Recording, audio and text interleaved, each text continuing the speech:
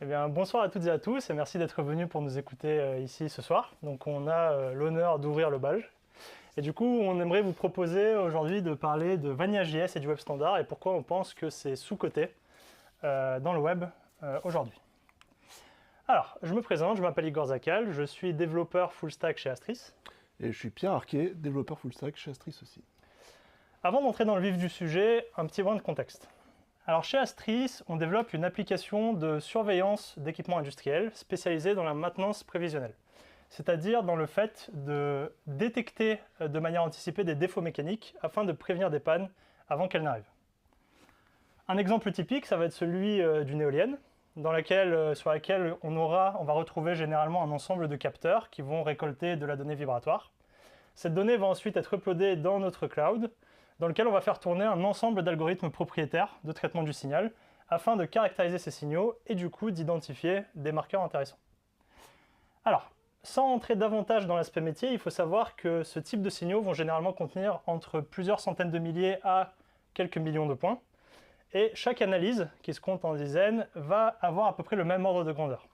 Du coup, un besoin qui est apparu assez rapidement dans le développement du projet était le suivant, comment faire pour afficher tout ça aux utilisateurs? Donc pour vous montrer ça, rien de mieux qu'une petite démo. Alors je précise que c'est bien une démo, c'est pas le logiciel qu'on a développé, parce que sinon ce serait un peu triste. Imaginons qu'on a une éolienne dont on veut capter les signaux, et on veut afficher donc le graphe des signaux qu'on a captés. Par exemple, je vais demander les données pour 1 seconde. Alors 1 seconde, c'est quelques milliers de points, ça marche plutôt pas mal. Je précise que là, je suis en train d'utiliser Charge.js, qui est un outil du marché. Bon, c'est pas forcément le meilleur niveau performance, mais c'est très accessible. J'ai mis un petit bouton là-haut, un petit bouton cliquez-moi. Alors, il sert pas à grand-chose, juste quand on clique dessus, ça incrémente un nombre. Et maintenant, imaginons que je veuille récupérer 2 minutes de données. Ça paraît pas beaucoup, mais c'est déjà des millions de points, en fait. Après, ça va dépendre des capteurs, etc. Mais voilà. Donc, si je récupère 2 minutes de données, qu'est-ce qui va se passer? Ben, déjà, il va y avoir le téléchargement. Bon, ça, on peut pas trop y couper. Le téléchargement des données, il est... Et ensuite, ça va calculer. Et pendant ces calculs-là, ce qu'on constate, c'est que ben, j'ai beau cliquer là-haut, il se passe rien. C'est complètement bloqué. D'ailleurs, mon ordi ne devrait pas tarder à planter. Et en fait, au moment où ça va se charger, voilà, le compteur s'est remis à jour. Il a quand même compté mes clics. Donc, niveau expérience utilisateur, c'est absolument affreux. Je vois qu'il y a un problème là maintenant. J'aimerais zoomer dessus. Et on va voir que même l'interaction, une fois que c'est chargé, c'est toujours pas gagné parce que voilà. En fait, là, il est en train d'essayer de zoomer. Et il va pas très bien y arriver. Je vais le laisser faire, voilà. Donc la problématique qu'on a, c'est que c'est terrible, au niveau UX ça marche pas du tout, c'est très lent. Alors, il existe des librairies plus rapides pour être honnête, mais en fait le problème c'est qu'on trouve aucune librairie qui va réunir toutes les fonctionnalités dont on a besoin. En général on va avoir soit trop de trucs, soit pas assez, mais de toute façon il va toujours manquer des choses, donc on va devoir piocher dans plusieurs librairies à la fois. On peut faire des compromis sur l'affichage, enlever des points, en afficher moins, sauf qu'en fait, niveau expert, l'expert, il veut avoir tous les points, il veut pouvoir zoomer et regarder précisément les points, etc. Et donc voilà, donc notre problème, c'est ça, c'est comment allier la performance et que ce soit une application web aussi, parce que ça a son importance, à une quantité de données importante et tout en restant précis. Alors, pour répondre à cette problématique, on est allé creuser un petit peu du coup dans l'API Web Standard et dans ce que les navigateurs avaient à nous offrir en termes de JavaScript. On a fini par arriver sur une architecture qu'on va vous dérouler petit à petit lors de ce talk, et qui se structure autour de 4 briques de l'API Web, qui sont donc les Web Workers, IndexDB, Off-Screen Canvas et un acteur mystère. Pour ceux qui n'ont pas lu l'abstract, tant pis pour vous, vous le découvrirez un petit peu plus tard, mais qui a toute son importance également. Alors, un petit point de définition avant d'attaquer, parce que ce sera essentiel pour la suite, on va juste aborder la notion de fil d'exécution, autrement appelé thread. Donc il faut savoir que dans une application web, et plus généralement dans un code, les instructions vont s'exécuter de manière séquentielle dans ce qu'on va appeler un fil d'exécution, et plus communément dans le monde du dev en anglais, du coup un thread. Les threads seront représentés par la suite de ce talk par des rectangles, du coup de différentes couleurs, avec les fonctionnalités qu'ils embarquent et ce qu'ils font tourner écrit à l'intérieur. Donc, point d'étape sur l'application initiale avant le déroulé de notre petit manège. On avait un seul thread qui était le main thread, celui dans lequel du coup tourne notre application web, celui du navigateur, qui contenait donc l'intégralité de l'application. On peut grosso modo le segmenter en interaction utilisateur, le clic de Pierre par exemple, l'API, le téléchargement de données, auquel on peut difficilement couper, les calculs, là où typiquement ça a fait planter, et le dessin des graphes, donc les problématiques qu'on a pu observer tout à l'heure avec le zoom. Alors, justement, ces problèmes, ils viennent d'où? De notre premier obstacle qui est qu'on a un thread unique. Thread unique, ça veut dire quoi? Ça veut dire que tout se déroule séquentiellement. Autrement dit, si j'ai un élément qui prend beaucoup de temps, eh ben, ça va bloquer tout le reste. Et donc c'est là qu'intervient notre premier outil du web standard qui s'appelle les web workers.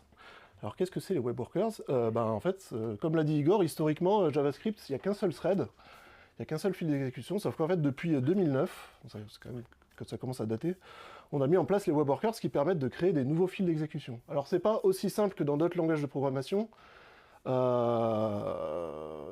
Ils ont des contraintes en fait, qui sont là pour la sécurité en particulier.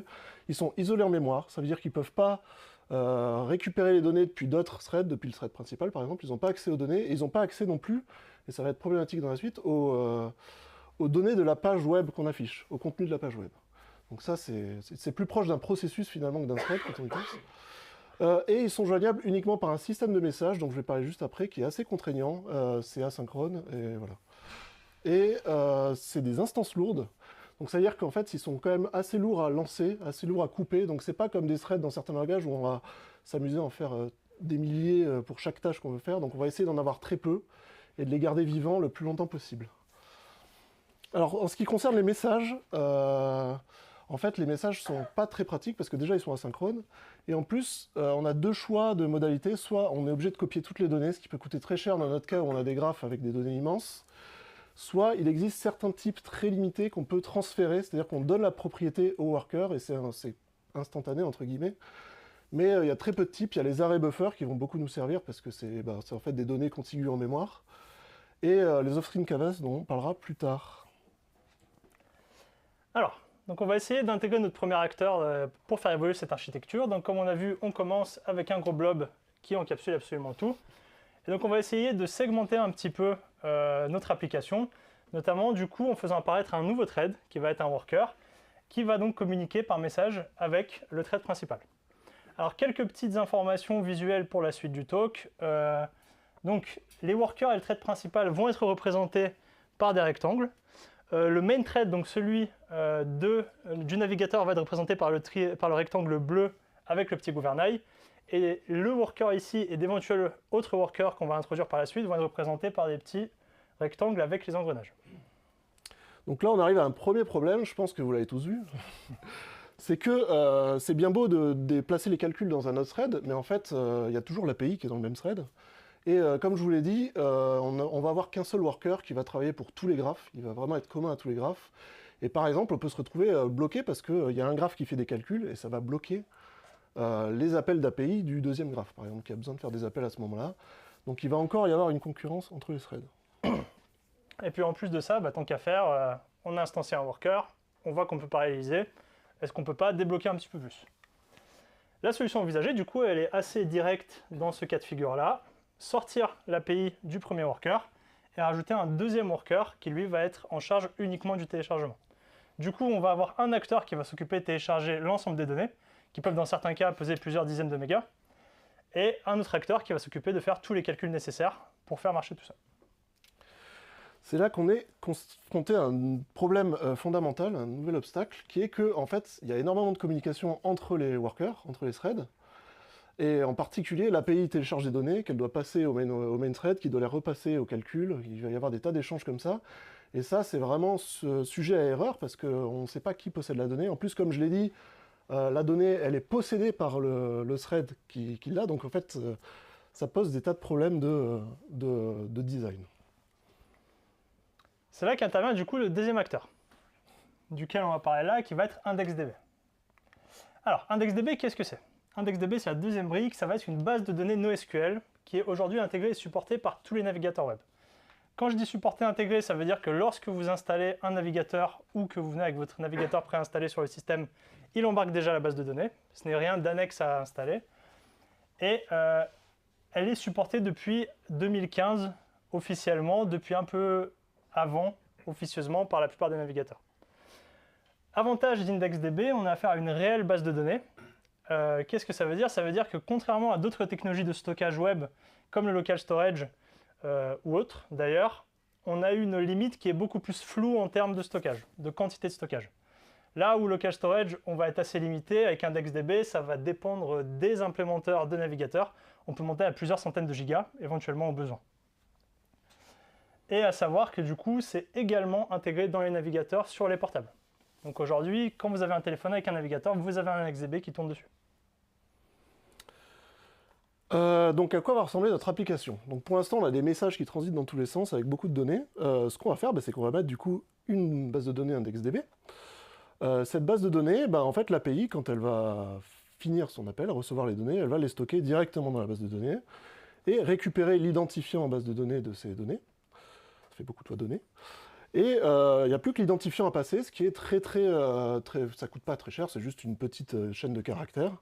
Donc maintenant, on fait transiter uniquement des identifiants de base de données, et dans l'autre sens, le thread de calcul va pouvoir récupérer les données dans IndexedDB et travailler avec.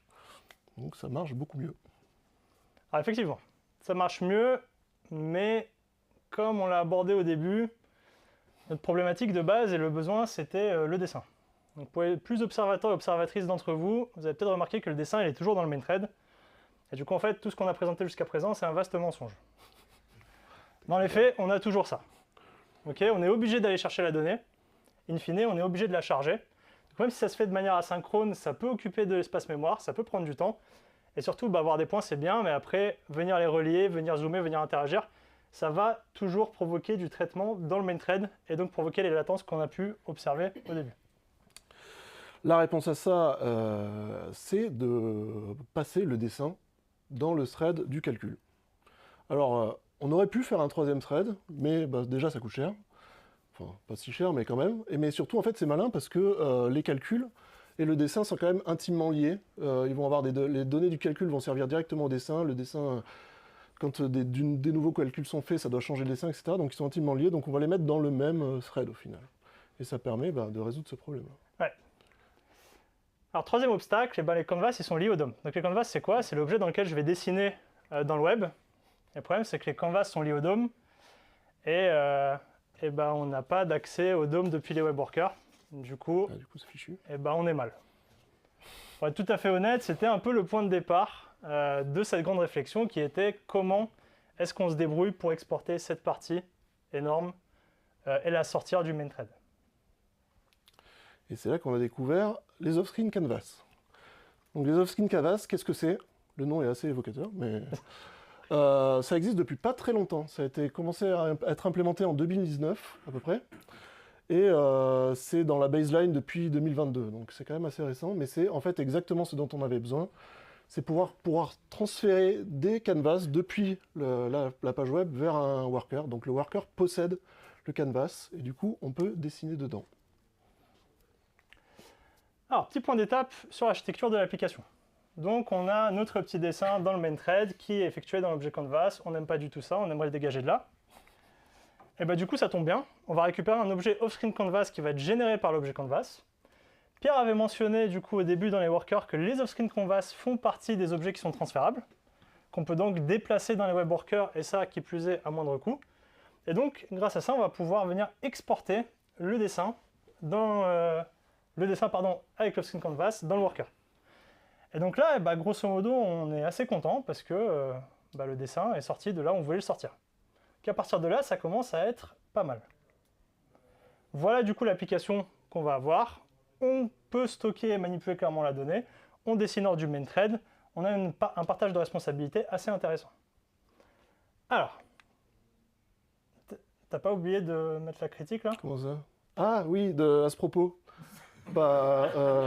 Ouais, ça marche quoi en fait. Il n'y a pas vraiment de problème. Ouais. Enfin...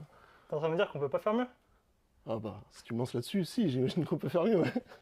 Ah oui, donc il imagine bien on peut faire mieux. Donc vous l'aurez compris, on n'est pas des acteurs. Par contre, on est deux gros geeks, et il se trouve qu'on est tous les deux issus du monde du bas niveau. Donc on partage la même tare, c'est-à-dire qu'arrivé ici, est venue la question habituelle et éternelle, est-ce qu'on peut pas faire mieux, est-ce qu'on peut pas aller encore un petit peu plus vite que ce qu'on a fait jusqu'à présent? La réponse est oui. Avec notre quatrième acteur mystère, Alors c'est peut-être assez inattendu, mais en fait on va utiliser WebGL, pour ceux qui connaissent. Alors qu'est-ce que c'est, dis donc, WebGL? Alors WebGL, c'est un moteur de rendu qui est fait pour les jeux, normalement. C'est le pendant web de OpenGL, qui est un moteur de rendu historique pour les premiers jeux en 3D, etc. Donc c'est un moteur de rendu 3D, mais en fait il est suffisamment générique et bas niveau pour qu'on puisse faire de la 2D assez facilement avec. C'est très très compatible. D'ailleurs, il sert aussi pour des jeux en 2D. Et c'est quoi l'avantage de WebGL? C'est que on peut exporter en fait tout le calcul, tous les dessins sur la carte graphique. Et aujourd'hui, de nos jours, tous les devices, en fait, tous les devices ont une carte graphique au moins intégrée au processeur. Donc vraiment, c'est très très accessible. Et on peut dessiner dans les off-screen canvas depuis WebGL. Donc les off-screen canvas nous donnent la possibilité de le faire. Donc oui, donc c'est du pain béni. On va essayer d'intégrer WebGL là-dedans. Vu qu'on peut le récupérer depuis off-screen canvas, c'est un contexte de dessin d'off-screen canvas pour ceux qui connaissent un petit peu l'objet. Et c'est bête et méchant, notre off-screen canvas se trouve déjà dans notre worker. On n'a plus qu'à récupérer le contexte GPU et du coup on peut exporter du dessin. Mais accessoirement, puisqu'on a le contexte sous la main, rien ne nous empêche d'exporter quelques calculs. Comme du calcul assez simple, parallélisable, à volonté. Alors, petit point d'étape, petit point de comparaison. Donc voilà l'architecture ultra complexe du début. Vous pouvez le voir, assez difficile de s'y retrouver. Et l'architecture finale sur laquelle on est arrivé. Alors, ça a l'air peut-être un petit peu plus gros, mais dans les faits, on a pu arriver là à moindre coût. Et ce qu'on observe là, c'est que ce qui nous intéressait, le main thread maintenant, est entièrement dédié à l'interaction utilisateur, ce qui veut dire qu'on peut avoir des trucs extrêmement fluides, beaucoup d'animation, quelque chose de très agréable à l'usage. Et tout ce qui est un peu lourd, même si ça prend du temps, c'est balancé dans les bas-fonds. Et ça, c'est tout à fait acceptable au vu de l'objectif finalement de notre application. Une petite démo? Bah ouais, c'est le moment de la petite démo. Alors j'espère que ça a arrêté de planter. Donc, je vais vous montrer ce que ça fait avec notre outil. Let's go. En fait, j'envoie 2 minutes de données. Bon, le téléchargement, encore une fois, je peux rien y faire. Et je vais même pas pouvoir vous montrer que l'interaction est mieux parce qu'en fait, ça se charge tout de suite. Donc là, on voit qu'il y a les 2 signaux. Ah oui, j'ai oublié de dire qu'il y avait 2 signaux. J'ai mis il y a 2 graphes histoire de vous montrer. Là, je peux directement aller voir mon problème. C'est fluide, tout marche bien. Alors, en plus, j'avais prévu une souris, je l'ai pas du tout utilisée. Voilà, on peut se déplacer, on peut faire plein de choses. On peut dire, en fait, il vaut combien le pic à cet endroit-là, on affiche la valeur, etc. Donc tout est très fluide, marche très bien. À partir de là, on peut imaginer plein de choses. Plein de choses. Par exemple, j'ai mis quelques exemples.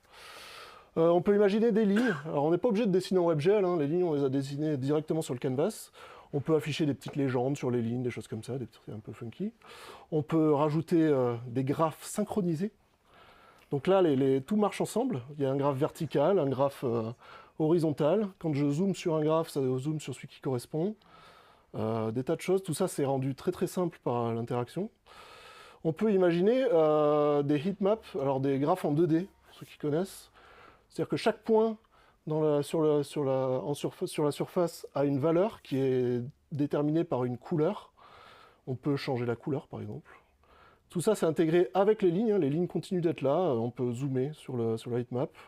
On peut changer les couleurs d'affichage. Et vu qu'on a un moteur 3D, pourquoi pas tout simplement faire de la 3D, parce que ça, c'est le genre de choses qu'on peut afficher en 3D. Donc, on peut imaginer faire ça. Sauf que, voilà, Paul, notre CTO qui est là, n'a pas voulu. N'hésite pas à lever la main pour te désigner. Parce que c'est pas dans les priorités. Donc vous pouvez le soudoyer si vous voulez voir plus tard la démo de la 3D, mais voilà, pour l'instant on ne l'a pas fait. Donc point d'étape, c'est de la balle. C'est fluide, c'est rapide, ça fonctionne bien sans accroc.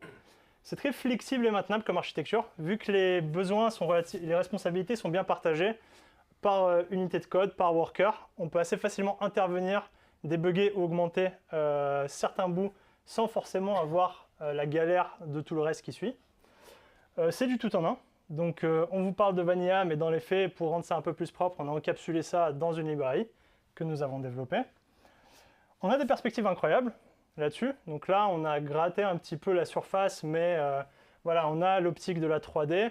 On a d'autres technologies qui font partie de l'API Web Standard qui peuvent nous aider sur certains aspects. Alors, c'est pas du GES à proprement parler, mais on peut imaginer du WebAssembly.